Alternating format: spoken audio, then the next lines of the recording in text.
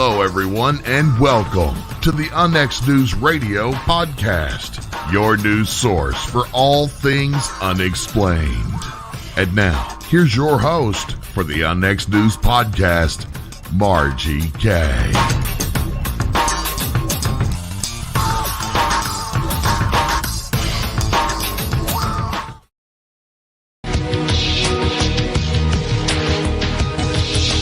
Good evening, everybody. I'm your host, Margie Kay. This is another edition of UnX News Radio. My guest this evening is Richard Dolan. He's considered by many students of the UFO phenomenon to be the preeminent historian on the subject. He's the author of 2 volumes of history, UFOs and the National Security State, as well as an analysis of the future, AD, After Disclosure, The People's Guide to Life After Contact. He was born in Brooklyn, New York, and he studied at Alfred University and Oxford University. And Richard, I am wondering how a student of U.S. Cold War strategy, Soviet history and culture, and international diplomacy gets into the topic of UFOs. Hi, Margie. First, thanks for having me on your show. It's a real pleasure. Well, you know, how I got into this is just one of those, one life journey out of many, many millions of other people's journeys, and this is mine. I was in my early 30s, a very serious-minded student who wanted to finish a PhD program in history and studying all about Harry Truman and his people and his national security policy. And as I've sometimes put it in the past, I just became obsessed with the UFO phenomenon. It was really, as far as I can tell, just an intellectual fascination. I came across Timothy Good's classic book, Above Top Secret, and I think that got me started. I believe I was 33 years old and couldn't put it down. And the reason I couldn't put it down was simply that he did a very fine job in including snippets about many of the people that I had studied in my academic life, except that he included them in a UFO-related context and showing that this was, in fact, something that was being taken quite seriously. And, of course, as anyone who's spent any time in the university world knows, UFOs, flying saucers, this is not something that is done in that world, at least not in a serious way.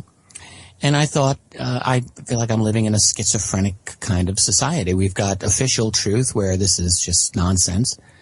But as I soon discovered, there was this thing I called unofficial truth, which was that there seemed to be a lot of prominent and intelligent and well-informed individuals within the national security apparatus who were taking it quite seriously. And I simply wanted to know why this discrepancy. That as simple as that. I wasn't out to solve the mystery. I wasn't out even to find out if I thought UFOs were even real or if aliens were real. I started out at the absolute ground zero, ultra-conservative position, which for me was simply to find out, is this part of our history that is American and world history? And, hey, if it's a legitimate part of our history, how come it's not been written about in the official history books? And that got me started. Well, that is a good question. Why do you think it has not been written about in the official history books?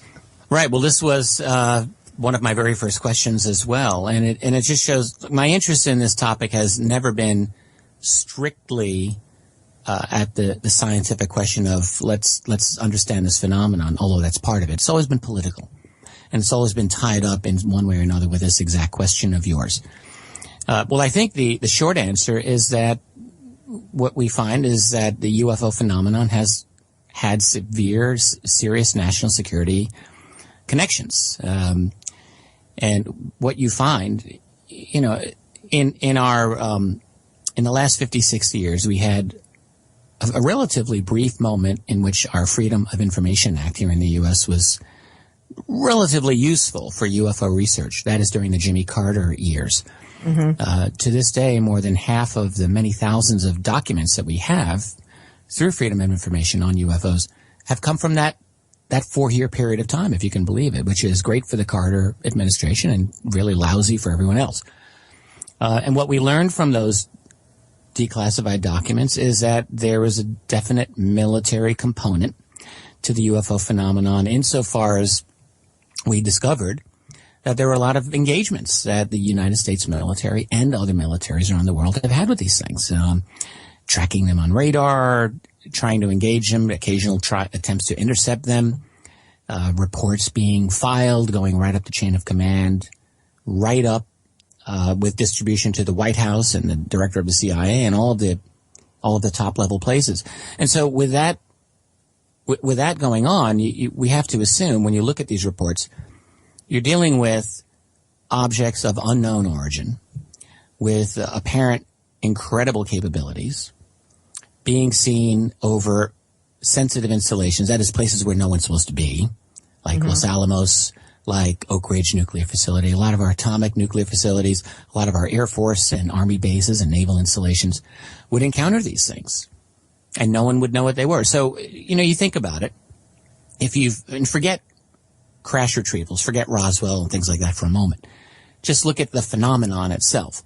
If you've got objects of extreme capability like this that you can control and you really don't have the ability to deal with, how on earth are you supposed to tell the world about this? Particularly in the immediate post-World War II context, the whole world was lying flat on its back after this titanic struggle of the Second World War.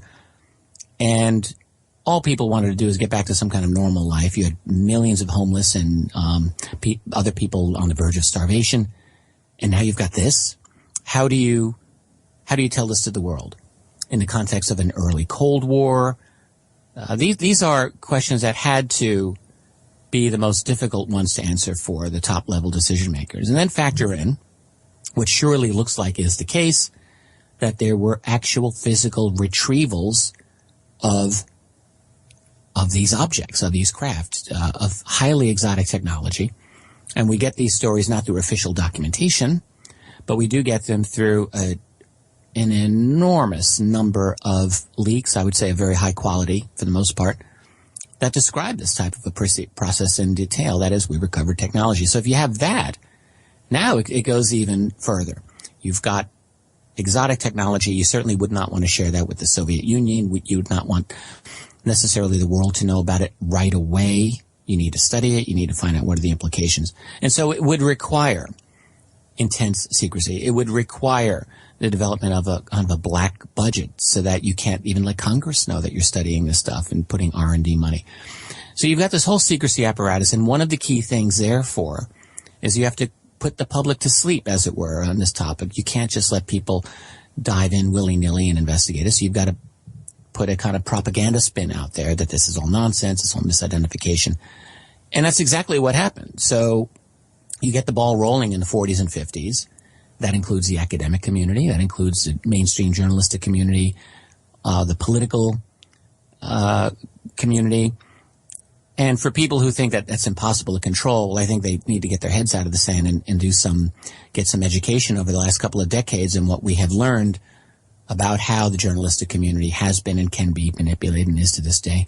Oh, yes. Same with, the whole thing, the academic, the same, political. So I think that's what's happened. You have what starts out as a very specifically oriented cover-up, but that then develops its own cultural momentum and its own power of its on itself. And now we're 60, 70 years really into this. And I marvel when I ask myself, how do you undo this level of deception, this level of lying? And well, that's another of those questions that can just engage us for hours, I think. Oh, sure. Everybody's speculated about disclosure, how it's going to happen, when it's going to happen. And it's all speculation because we really don't know what the tone of any president is in office, what's going to happen. A lot of people this time, though, before Obama was in office, really seemed to have some optimism about this administration being more forthcoming. And I'm not sure why they felt that way, but don't get me started. It never turns out. or maybe do get me started. I don't know. Yeah. I remember when, of course, that whole transition occurred. And yes, there's always the optimism that the new guy is somehow different from the old guy. Mm-hmm. Actually, the real buildup to the Obama disclosure non-event, I remember, was toward the end of his first year. And there were people. There was Alfred Weber. There was David Wilcock, probably the two most prominent. There were others who said, yes, Obama's going to disclose. toward the end of 2009. There were several alleged Obama disclosure dates. That's the one I remember best. And I said to people at the time, anyone who'd be willing to listen to me, I said, do not hold your breath. This is based on absolutely no evidence whatsoever. I never saw it as anything more than wish fulfillment, wishful thinking.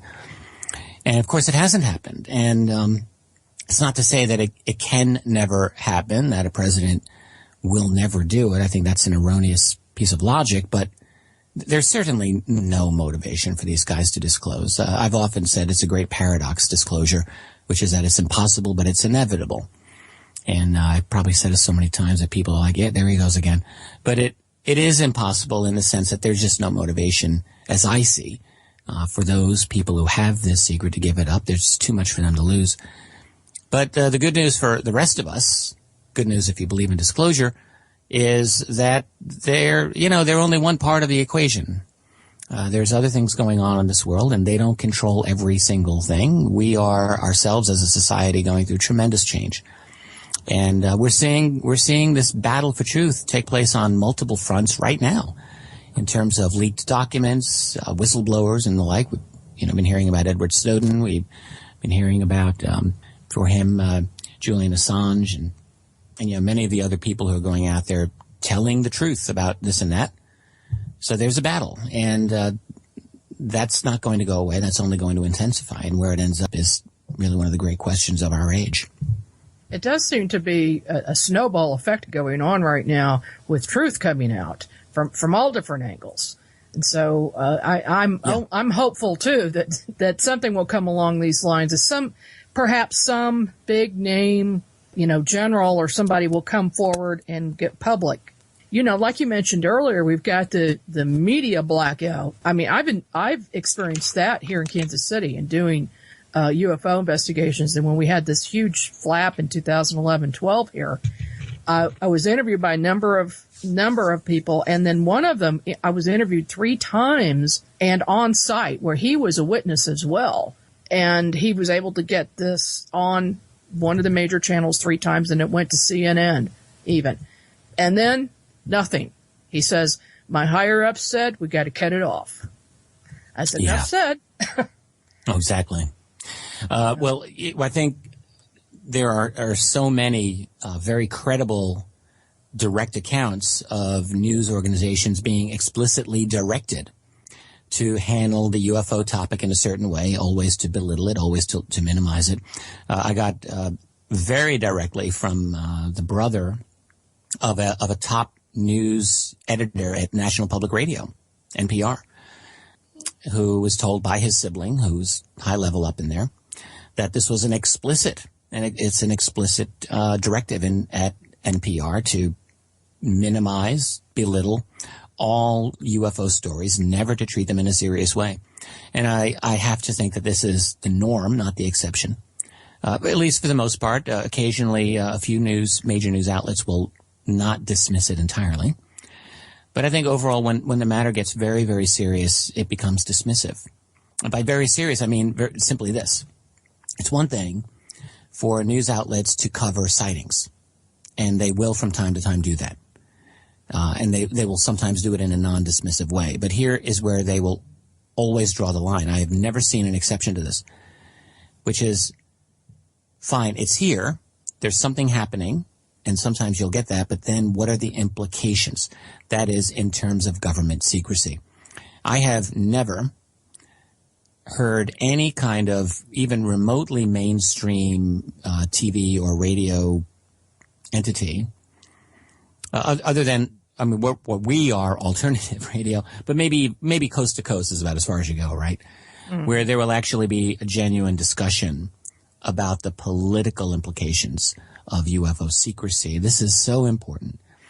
This is the secret that I think that will turn that whole apple cart over and start the mayhem once this is opened up. And it's not hard to see why there's a motivation to keep things on the down low. But again, the bottom line is that they can't keep it secret forever. I just personally believe that they can't do it. And I guess we'll have to see how that plays out. Exactly. And we can hope.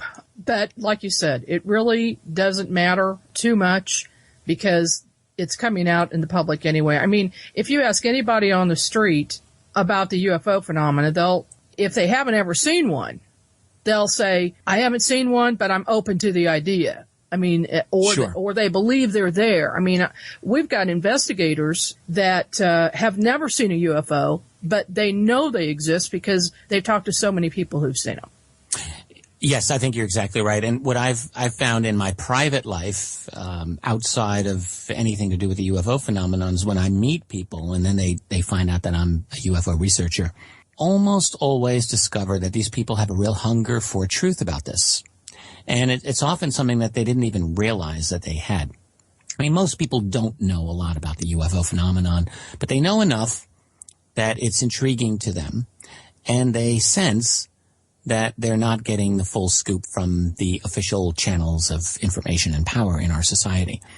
So when they meet somebody who actually has a take on this that's interesting, they want to listen and they want to learn. So there's, I think, a very broad-based hunger for truth about this that people like ourselves, have to keep working at tapping that hunger. But the other thing is, of course, is that, as I was saying before, our whole civilization has gone through such a tremendous revolution in communication and knowledge, and it's not done yet. It's not done yet. We're going to be continuing this conversation, continuing to learn more from each other, and the real question will be what will cause the breaking point. We're looking at two different possibilities as I see it over the next generation. One is that this openness of communication that we've been experiencing will continue and will become the dominant force in our civilization in the next 20 years. Or conversely, the other side of the fence, those groups and forces that want to control and dominate and restrict communication and knowledge will gain the upper hand through intimidation, through surveillance, and so forth. And we're seeing this battle full-blown right now. But the thing is, the battle's not done. So that's really, that is the great issue for our time, is this battle over truth and the battle over the ability of people fearlessly to learn from each other without having to worry about government reprisals. That's the problem, and that's the issue. And it's an exciting time to live in. It's also very important that this battle ends up on the correct side, not the wrong side. Exactly. I put a notice out yesterday on Facebook about the show, as I always do, and I had several responses. And one person said, if Richard Dolan wants to see UFOs, tell him to come to my backyard because they're here almost every night. So that begs the question, have you ever seen a UFO? I think on 2 occasions I have seen what I would consider to be a UFO. They're both actually rather interesting. Neither were earth-shaking, but both were certainly interesting, and I've thought about them ever since, and I'll just mention them briefly here. One I've talked about a few times, the other not so much. So the first one was in 1999 in the spring, right here in Rochester, New York, where I live. And I was outside in front of my house with my son, who was 3 years old at the time. He was a little guy, and we were on the sidewalk, and it was a perfect blue sky, nice afternoon. In Rochester, you have to understand, we get a lot of rain and clouds, but on this day, nothing in the sky. It was gorgeous. And this very bright object caught my attention. Now, I happen to live near an airport, the Rochester International Airport, and I see aircraft all the time. So I thought, well, this is the brightest reflective aircraft I've ever seen. That was my initial reaction, because it was intensely bright, extremely bright, and it just arrested my attention. So I stood there and I looked up and I thought, what the heck is that thing? It looked like it was moving very slowly. Of course, that motion can sometimes be deceptive when you're looking at an object. So I thought I was just going to look at it until I could make out a shape, because all I could see was a very bright light. So I'm standing there, and my poor son, who, he's a genius, but he was only 3 years old at the time, so he's looking at his dad standing like a statue, wondering, what's wrong with Daddy? Meanwhile, I'm looking at this, and I became absolutely just enchanted, or mesmerized, maybe might be the right word, by this thing. And I thought, you must not look away. If you look away, you'll never see it again. Which, as I've sometimes said before, makes no sense. It made no sense. Even if it had lost its reflection, where was it going to go? I mean, it would have been easy for me to see. But I had this idea, don't look away. And so I was staring at it, waiting to see it better. But my poor son was having a fit next to me, trying to get my attention. So I thought, okay, I have to be a dad here for a second. So I knew I would have to face him. So I actually put my left arm out and I pointed at the object to hold its place in the sky. And literally for 1 second only, I turned to my son. And when I turned back, that thing was gone. Oh. Just gone. And I thought, come on, guys, really? What are you doing here to me? I spent the next 5 minutes looking everywhere for that thing, and it was just not to be found. So I really wondered if it was somehow like inside my head. Was that a little tap on my shoulder? Hello, Richard, you're about to finish your first book. Just thought we'd say hi. On another occasion, a number of years later, I was walking. We had an evening walk. It was my wife and my daughter, Elaine, and our family dog. Our son was out with friends. And Elaine was 8 years old at the time, so this would be 2000, almost 2000, the summer of 06. And it was a beautiful night. It was late July. It was about a week or two before the meteor shower that you get every year. So let's keep that in mind. But here's the thing. So we're walking, and I jokingly said, hey, wouldn't it be cool if we all looked up right now and saw a UFO? Because I am the UFO guy in the house.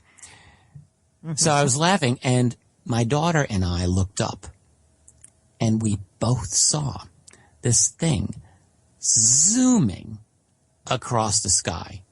This is, no aircraft could ever do this.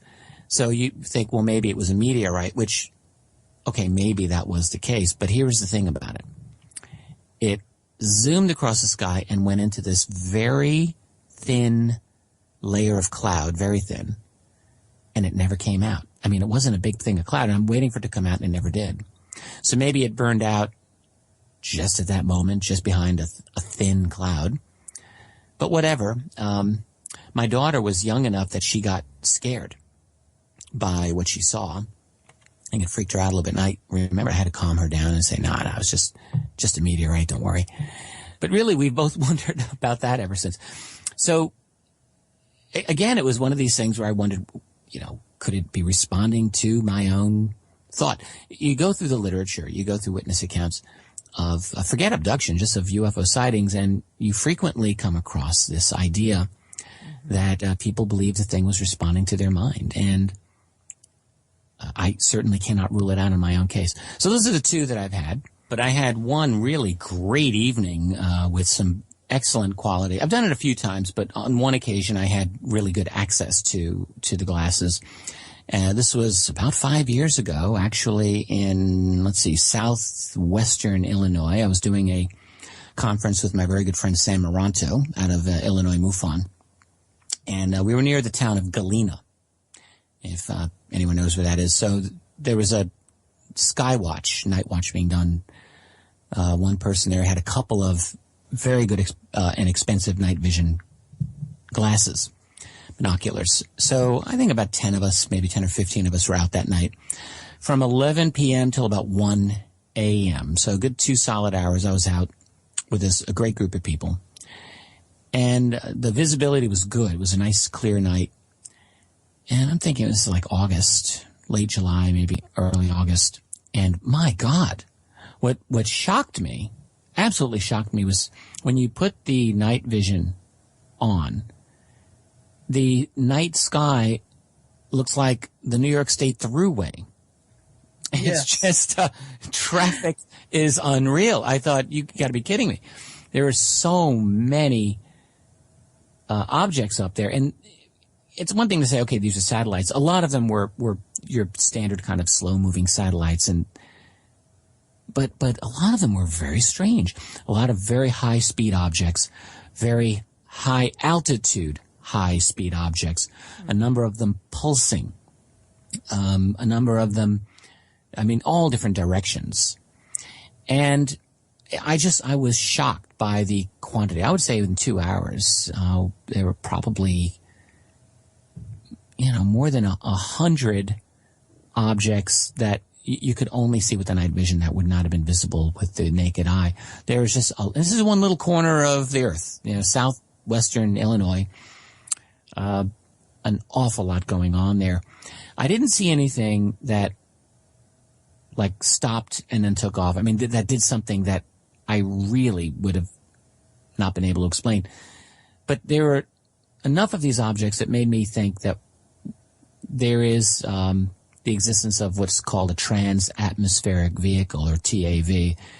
This is one of these things that aerospace people have talked about for years. It's never been officially confirmed, but in other words, a craft that can go into the upper atmosphere or beyond and, get you from New York to Tokyo in just a couple of hours, in other words, by going that high. And after that night, I really believe that that's a genuine possibility.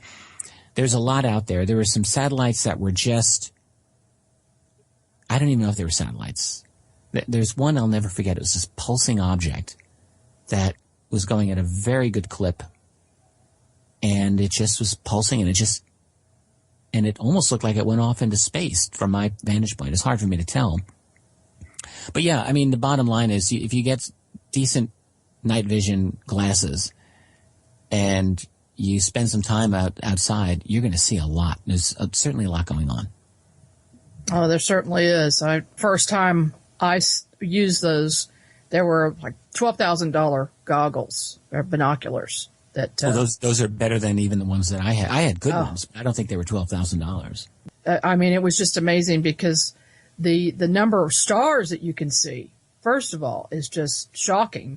Mm-hmm. And then to see these objects, what we did was we timed and made a note of each object as it went by, what direction it was going, and the time. And then the next day, I got on this satellite app, and you could see what days and times that you should be able to see them from a certain location. There were only supposed to be 3, and we had seen at least 25 or 30 objects. And some of them behaved in very strange ways. Certainly there are many, many classified satellites that are out there. And that's one of the limitations of these apps is simply that they cannot in any way be comprehensive. So just because it doesn't appear on a satellite app doesn't mean it's an actual alien craft. But it's something that's not accounted for.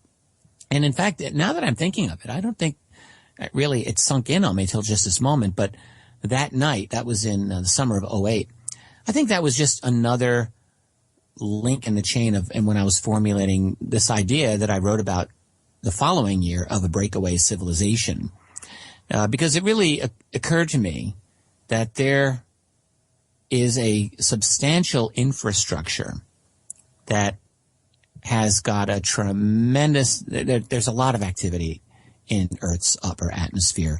Someone is behind it. None of it is official, but there it is. And I think that was one of the things that helped me to formulate, or at least kind of visualize, this idea of a black budget world that has gone so far ahead of the rest of us poor slobs that they're doing this thing out there, and they probably have little to no way of even knowing how to bring us up to speed. Maybe that's the problem. I've got a question in the chat room. In which way would you like to see disclosures start to go viral? How would you prefer it to start? That's an interesting question. I think how I would prefer, would be through an embarrassing leak. I think that, to me, would be the best way. So we have groups like Anonymous, we have WikiLeaks, we have all of these growing number of whistleblowers. And, let me just qualify that phrase whistleblower, because it's one of these terms that I think has been very, very overused in the last decade. Not everyone who claims to be a whistleblower is an actual whistleblower. I mean, to be a whistleblower, you have to have your identity be confirmed. Your background has got to be confirmed. And you can't just be someone with a good story. That doesn't count for me. But there are a number of genuine, bona fide whistleblowers out there who are, of course, talking about whether it's NSA spying on everyone or, war crimes or what have you.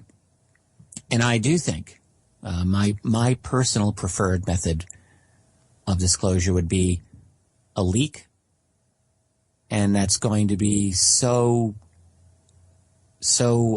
difficult to deny that it would get its own momentum. What I suppose the best scenario, but this is so idealistic I can't even conceive that it will ever happen, would be if the United States president were actually to grow a conscience and some courage and decide, it's time. We've got to reclaim our history from the generations and lifetime of lies. I think that would be the best way to do it, but I don't think that that's even remotely realistic. I think disclosure will only happen when it is forced upon the political leadership.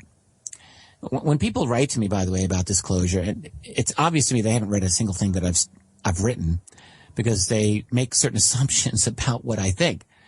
They think that I believe that disclosure is going to be this wonderful, wild, utopian ride, which I don't. Or they think that I believe that the government's voluntarily going to disclose the truth, which I have never, ever argued. I've never suggested that. But I do think, nonetheless, that it will happen. It will be a forced event. And that doesn't mean that the government will even disclose things truthfully. That's the other thing we have to remember. They haven't been truthful about a whole lot to begin with, and there's no reason to think that the CIA is simply going to fold up their table and say, okay, here's the whole truth. You got us here.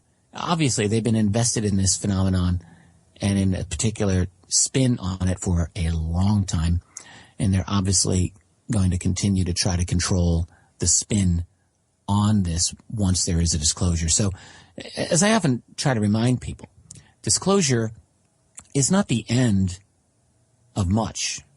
It's the beginning of a new phase of the battle for truth.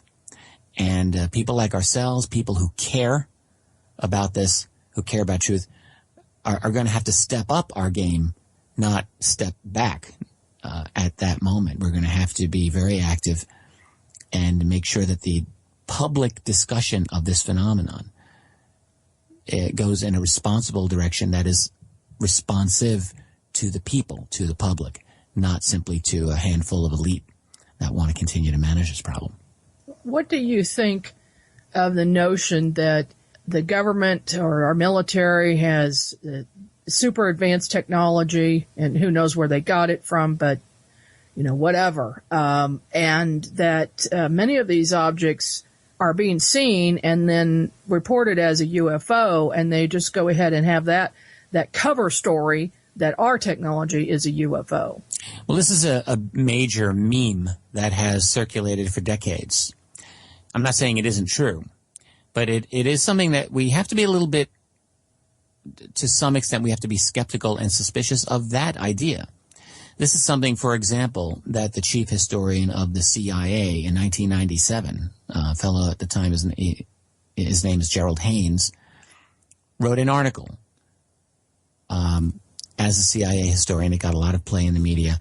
And that's basically what he said, which was, yeah, you got us. All of those UFO sightings that people were seeing in the 1950s and 60s, many of them, he said, were actually of the CIA's A-12 Oxcart program, which became the SR-71 Blackbird. And at one point in that article, he actually said more than 50% of all of those sightings were of that aircraft, and that's complete nonsense. Those craft, or the U-2 aircraft, he also brought into the argument. They fly at 80,000 feet and higher, and they go straight as a string. They don't hover. They don't maneuver. But yet people buy this argument without really even, I think, a lot of critical thinking. Now, there is the argument that, for example, regarding the triangular aircraft, triangular UFO phenomenon, which have been seen, surprisingly, people may find that this has been seen for many, many decades, going back to the 1940s and 30s and even before. And there are many people who argue that this, in fact, is a U.S. black budget craft called the TR-3B, the black man zone. Well, I'm not saying that there isn't a TR3B, but the fact is we really don't even know to this day that there is. There's been one man, really one primary guy who's been arguing for its existence, Edgar Fouché, who I know and I like, but he's one guy. There's not a lot more from other sources about this. And even if there is a TR3A and a TR3B, that does not explain a lot of these early sightings of triangles. And it's the same with any of the other aspects of the UFO phenomenon. You know, there is a report I remember studying out of Guam in 1947, summer of 47, U.S. military personnel who reported an object zigzagging, actually two objects, and they were coming in a zigzag toward their base, going into a cloud, coming back out the opposite direction, in other words, reversing course, and then taking off. I mean, what does that? Is this an experimental aircraft also? If we're going to put that argument out there, then we need to at least have a reasonable hypothesis. I was just reading an article recently, someone put on my Facebook wall today, as a matter of fact, regarding the famous Kenneth Arnold sighting of June of 1947, and arguing that what he saw was one of the successors to the famous Horton wing design of the Second World War, the HU-229. Now, I mean, look, I don't want to say that's impossible, but Arnold claimed to have seen about, I think, 9 of these. He did his own speed calculation, and his conservative estimate was that they were going at about 1,200 miles per hour. Now, I suppose you can discount that, and then you'd have to discount the fact that he said he saw 9, because how are there going to be 9 of these prototypes flying around? I mean, let's get real. And then where have they been since 1947? So has this technology literally been secret ever since? You know, something that can go that fast, and, you know, with those types of capabilities, it would have been handy in the Korean War, I suppose. It wasn't there, or Vietnam. So it's not that these are impossible, but the question that I ask is how long are you going to keep the technology? If it's U.S. military, how long are you going to keep it classified? Now, there is the idea, and I'm one of the main people who put this out. In fact, I created the term breakaway civilization, and I do think that there is a portion of the black budget community that has probably, nearly certainly, gotten kind of advanced runaway technology.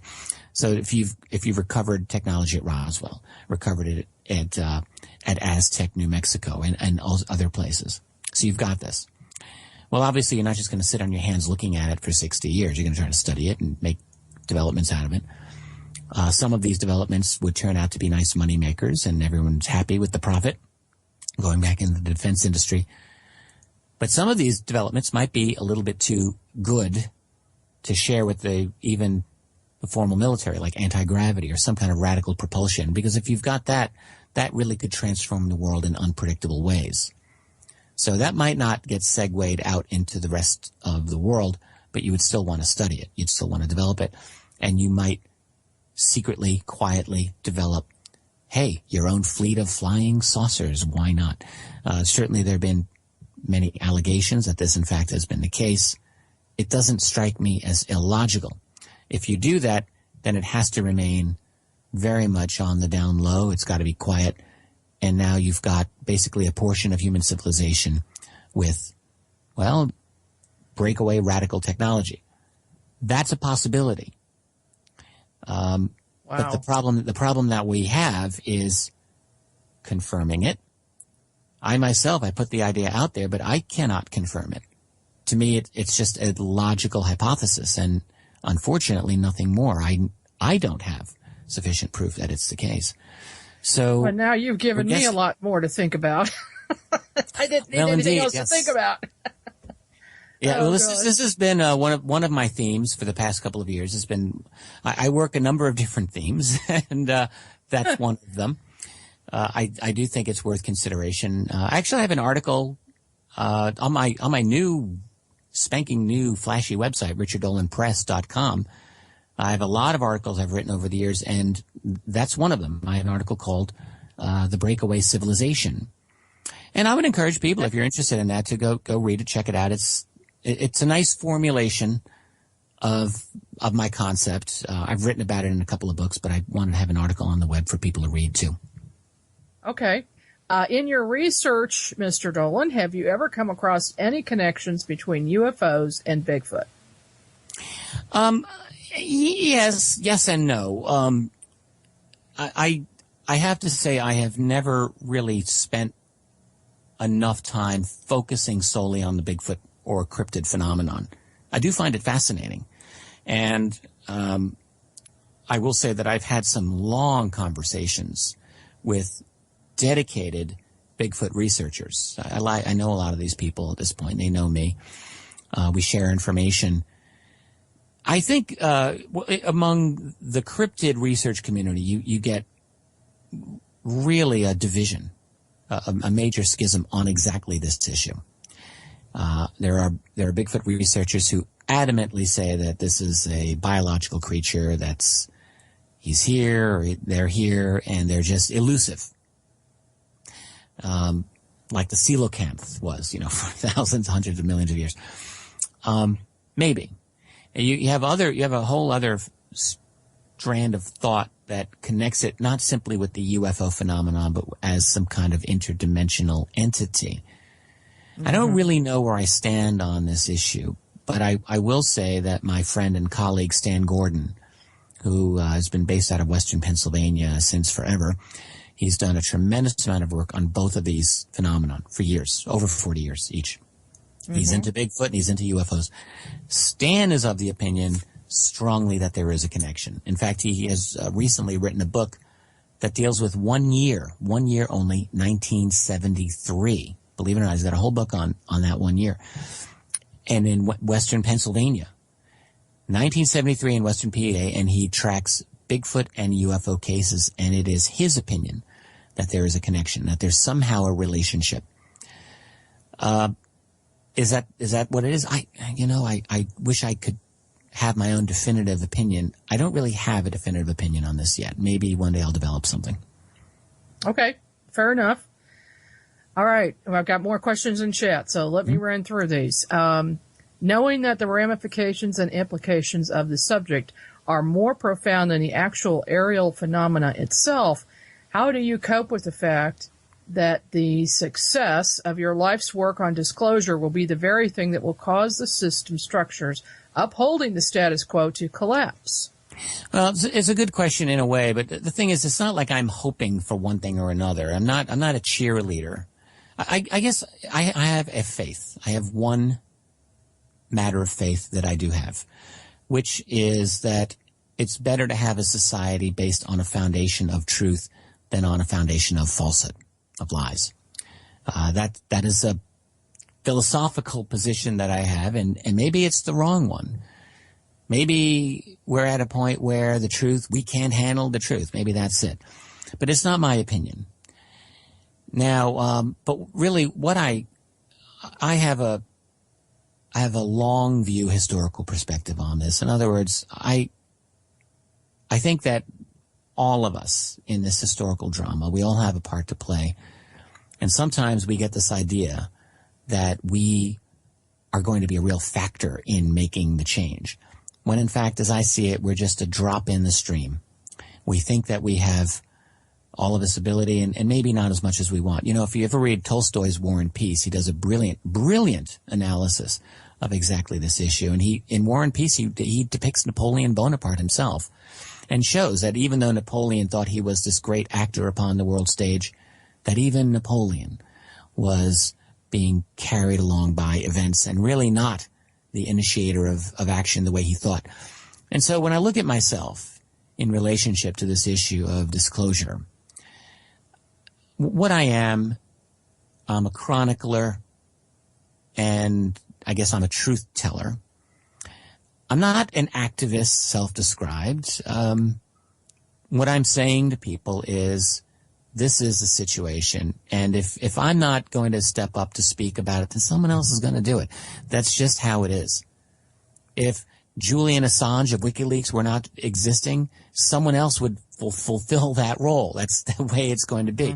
And it's the same with me. It's the same with anyone else in this field. This disclosure, I keep saying it is an inevitability. To think otherwise, I think, is deceiving ourselves. We're moving on a path, on a track. And it's going to happen. We're never going to be ready for disclosure. One analogy that I've sometimes said is like, what parent is ever ready for their first child? No one. No one's ever ready for their first child. But you have it, and there it is, and boom. You have to deal with it. And disclosure is going to be a messy, unpredictable ride. But, consider this to the person who asked this question. I think it's going to result in a lot of unhappy people, a lot of mass demonstrations. You think of Occupy Wall Street. Well, how about Occupy Area 51? How about Occupy Wright-Patterson Air Force Base? How about Occupy the Pentagon? Don't think that'll happen? Think again.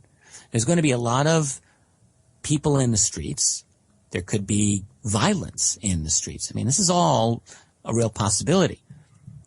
But if you're going to clean up a rotten, corrupt system built on a web of lies, there's no other way to do it, and I'll just leave it at that. Richard, I would like to get to talk a little bit about your new book.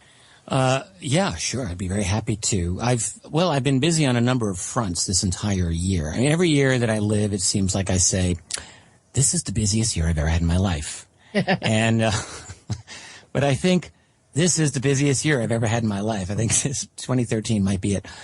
I am very, very close to completion of a book that I have been working on now for, it's up to 2 years. It is called UFOs for the 21st Century Mind.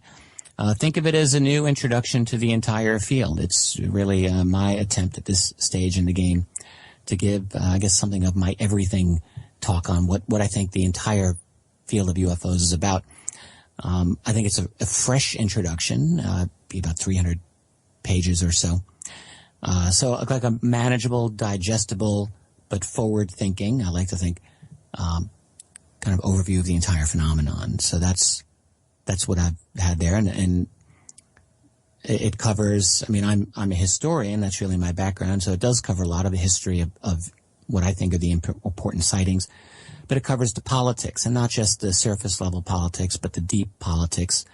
It covers a philosophy, like a philosophical understanding of what the UFO phenomenon really is. How can we be critically minded in understanding UFO sightings in today's age of drones and of all kinds of other high-tech things that can be tricky to our analysis. An age of YouTube, an age of copy-and-paste journalism known as Facebook, Yeah. How do we sort all of this out?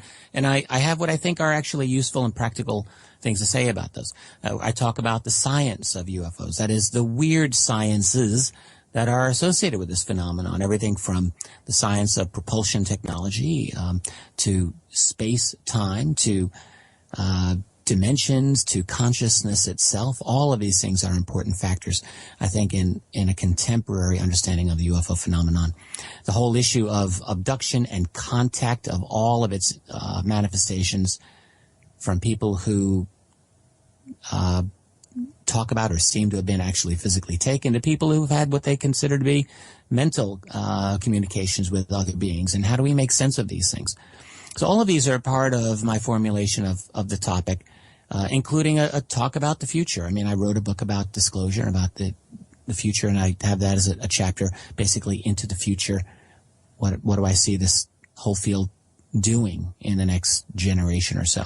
So that's it.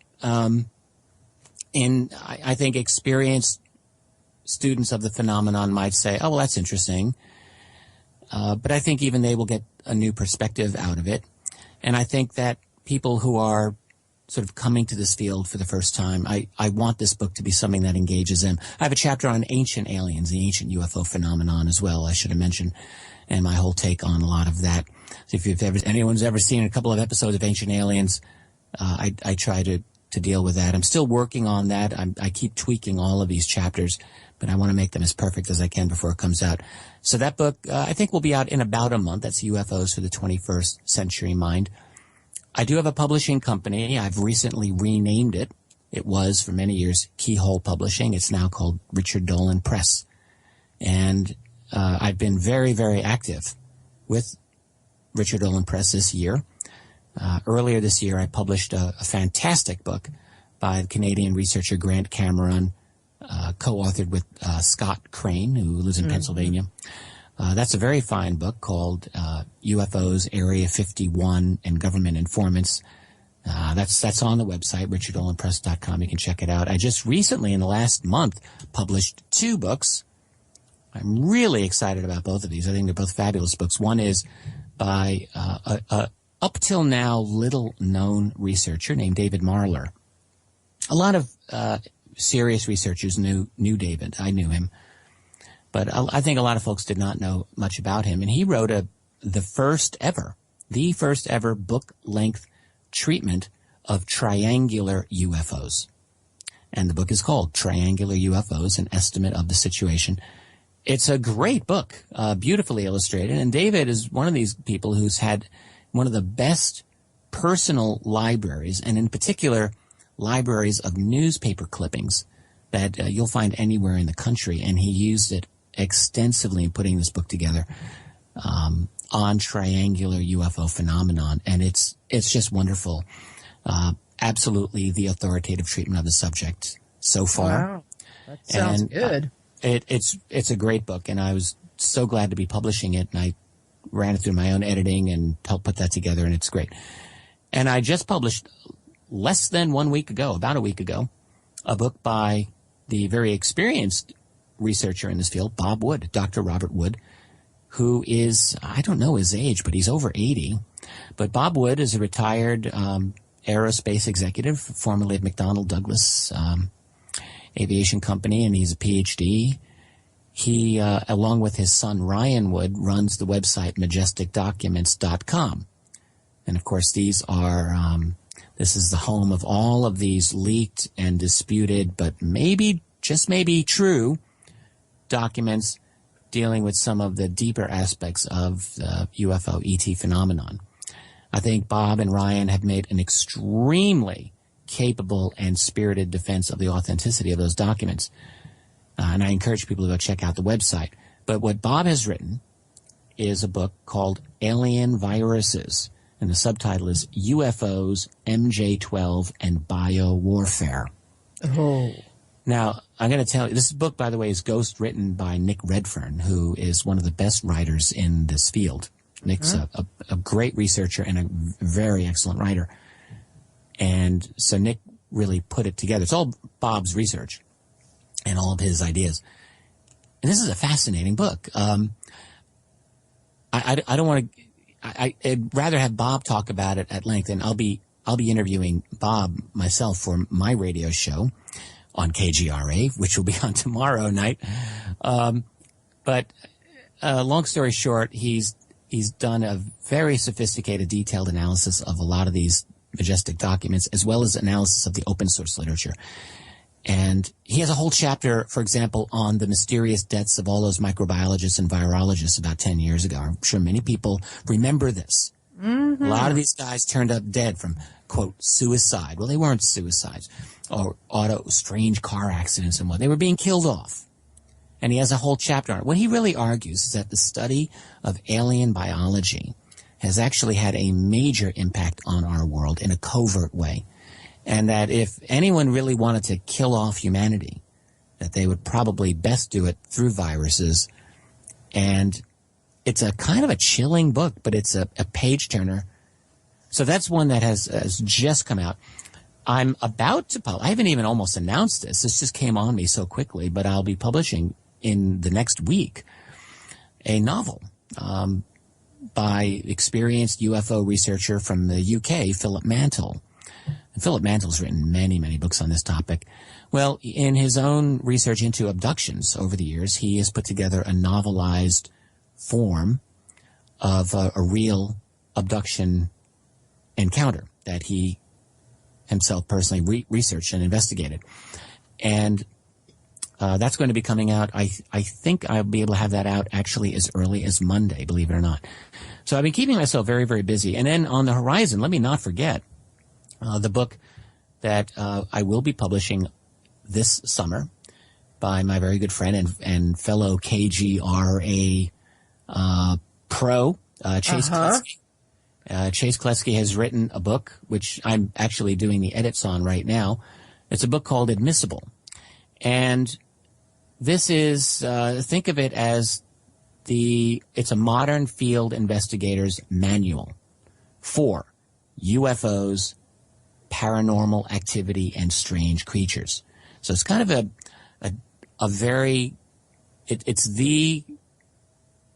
I think it's going to be the go-to book for new investigators in any of those fields, UFOs, cryptids, or ghost hunting, basically. And the thing about Chase is, I think many fans of hers know, she's someone who has done all of those types of investigations, and she's not a regular kind of person. She is a go-getter who doesn't mind getting her feet wet, her hands dirty, and she knows how to go through the process of proper protocols to do a genuinely good investigation, not a half-assed investigation where you don't take good notes and where you don't put together a final report. The title, Admissible, the whole concept of that is that she wants people to understand how to put together a report so well that it would be admissible even in a court of law. That's the thing. So it really, I think it's a very good manual to bring up the level of professionalism. And it is. I can't wait to read it. It'll be out this summer, and I can tell you, I'm going through that book very carefully. She really has thought this through. And my contribution, I'm having a more and more active contribution in this book than I had initially envisioned.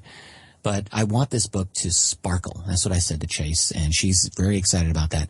So I've got my hands in this book, and I'm excited about it. I think it's got great potential. So this is really where I'm going these days. I'm doing my own work, my own writing, which will never ever stop. That'll keep me going till the day I die. But I'm also very much engaged in publishing works by other good authors, people who really have something to contribute, something to say. And I'm very flattered, honestly, by the fact that many of them are coming to me of their own initiative. They want to work with me. And I think what's happened is that this publishing company of mine, Richard Dolan Press, is getting some little bit of gravity to it. It's kind of getting some momentum, and I'm very happy that there are people who want to be part of this team, I guess. Well, with your books and these great books from other people, I can't see anything other than success for you as far as that's concerned. Well, thank you. I hope so. I've been working a long, long time in this field for, really just hacking away. I don't want to say hacking, but just off into the jungle of research. And I'm seeing now a point where things are really opening up. And I love the fact that I can work with so many really exceptional people and helping them get their work out. That's a very satisfying thing I found. Well, this seems like the next, the logical next step. I hope so. There's a book here that really caught my eye, The Dark Side of Cupid by Eve Lorgan. Yes, indeed. I published that book by Eve about a little over a year ago. It's a very interesting book, very, very interesting. And what Eve is the author of a previous book, called The Love Bite, and is subtitled, I think, Alien Interference in Human Love Affairs.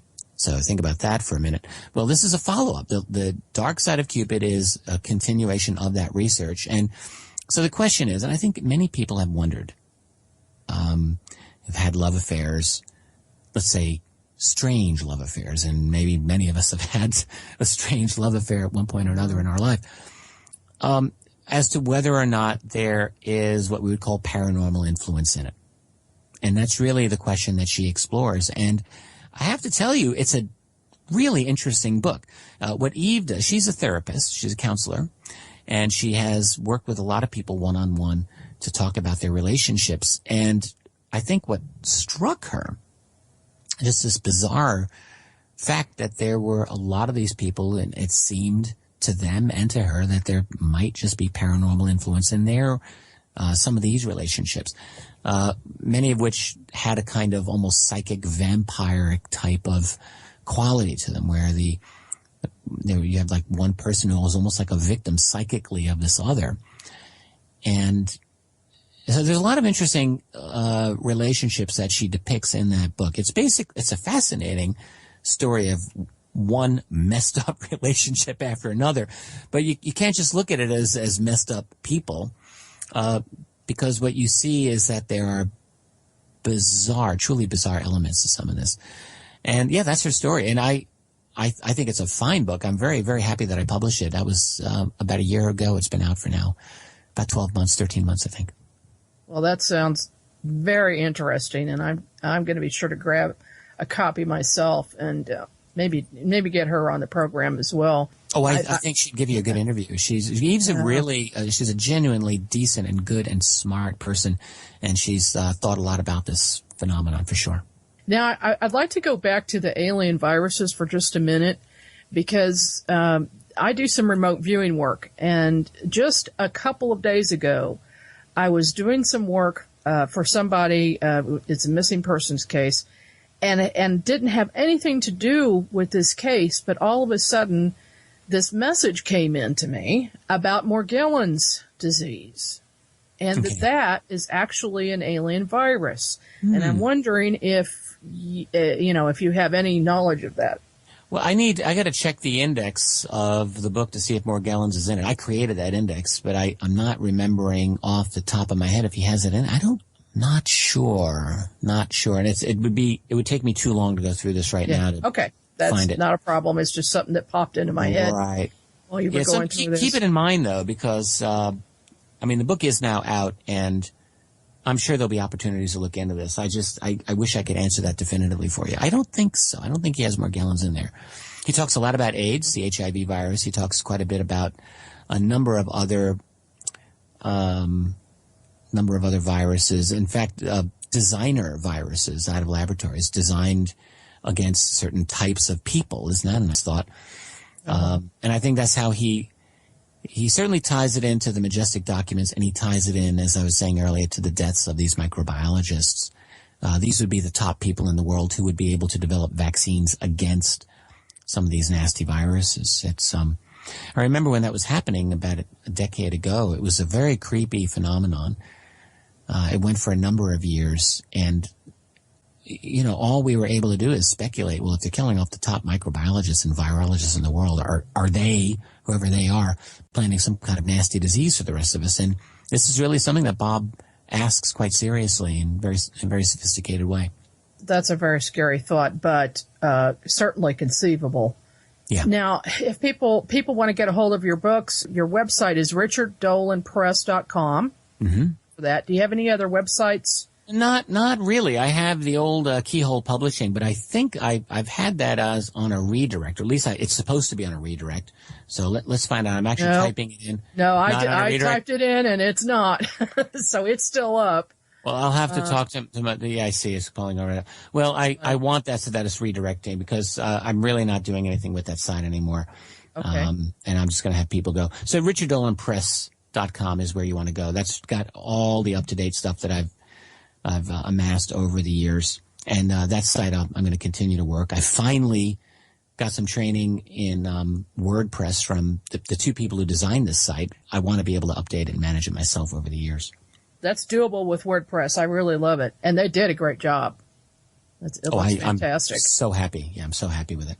I used to run my own site for years. And, back in the previous decade, you could kind of get away with that. I used Dreamweaver, and it was an okay site. At times, it was a pretty good site for its time, but the needs are so much more sophisticated now, and there's only so many things that I can keep on top of, Yeah. There comes a point when you realize you can't do everything. No, you don't have time for it. Not a chance. So, when you really want something done right, you got to go to the people who know what they're doing. Well, they sure did. Richard, I want to thank you so much for being on the show with me today. This has just been fantastic talking to you. Oh, it's been a delight. I've never been on your show before, Margie, and I love it, and I'd be very happy to come back anytime.